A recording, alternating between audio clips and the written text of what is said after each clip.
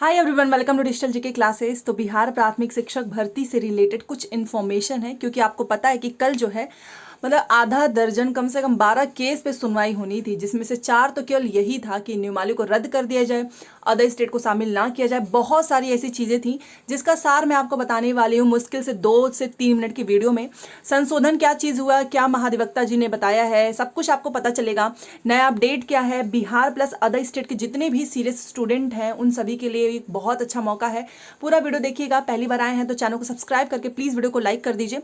तो चलिए मैं आपको बताती हूँ कि आखिर में कल क्या क्या चीज़ें हुई हैं। तो देखिए, सबसे पहले तो आपको पता है कि अगर आप यहाँ पर देख सके तो शिक्षक भर्ती पर रोक से कोर्ट का इनकार।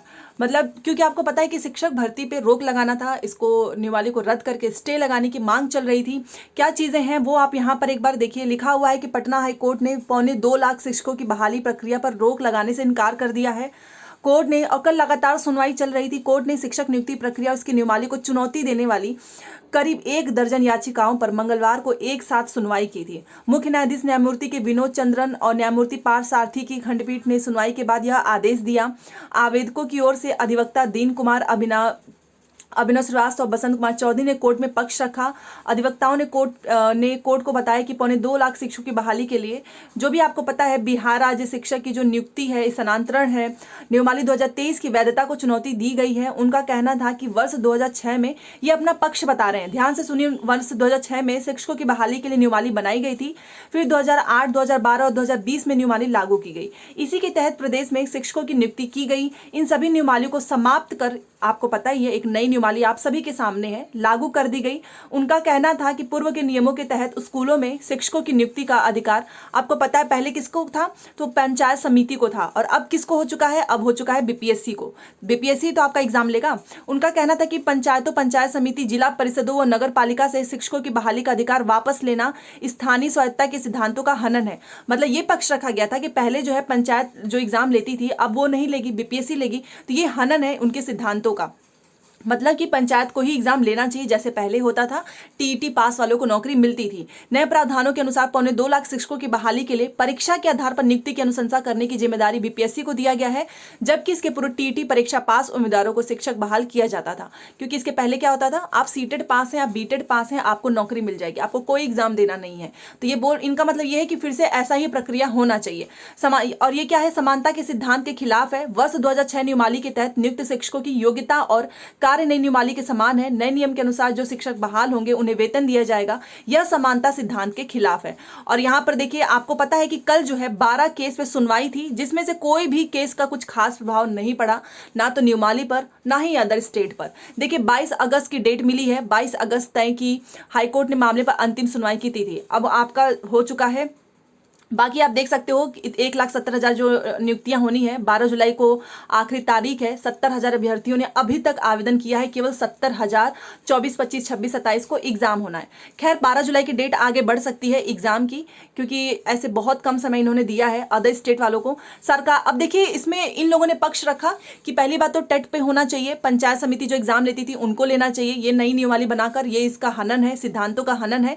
तो कुल मिलाकर नियमावली पर स्टे लगाने के लिए इसीलिए बात चल रही थी कि नियमावली पे स्टे लगाकर जैसे पहले से प्रोसीजर चलता आ रहा है वैसे होना चाहिए। जो कि आप भी जानते हैं कि पुरानी जो चीजें चलती हैं वैसा हमेशा होना जरूरी नहीं है। अगर गुणवत्तापूर्ण शिक्षक चाहिए, आप एजुकेशन देना चाहते हैं, तो एग्जाम तो लाना ही पड़ेगा। आप सभी इसे अग्री करते हो, फिर उस एग्जाम को जो पास करेंगे वो शिक्षक बन जाएंगे। दूसरी चीज है, सरकार को जो यहाँ पर जितने ये आप तर्क दिए गए हैं उस पर क्या बयान आया है वो सुनिए। सरकार को नई नियमावली बनाने का अधिकार है। महाधिवक्ता के द्वारा बता दिया गया है, पटना हाईकोर्ट के द्वारा, कि राज्य सरकार की ओर से महाधिवक्ता पीके शाही और शिक्षा विभाग की ओर से सुप्रीम कोर्ट के सीनियर एडवोकेट वी गिरी ने कोर्ट को बताया कि विभाग एवं सरकार को योग्य शिक्षकों की बहाली के लिए नई नियमावली बनाने का अधिकार है।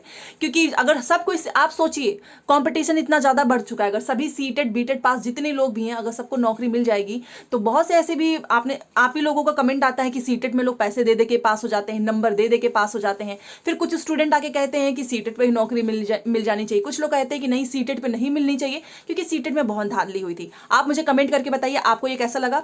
तो ये देखिए, बहाली के नई नियमावली बनाने का अधिकार है। कोर्ट ने दोनों पक्षों की दलील सुनने के बाद बहाली प्रक्रिया पर रोक लगाने से इनकार करते हुए मामले पर अंतिम सुनवाई 22 अगस्त की तारीख रख दी है।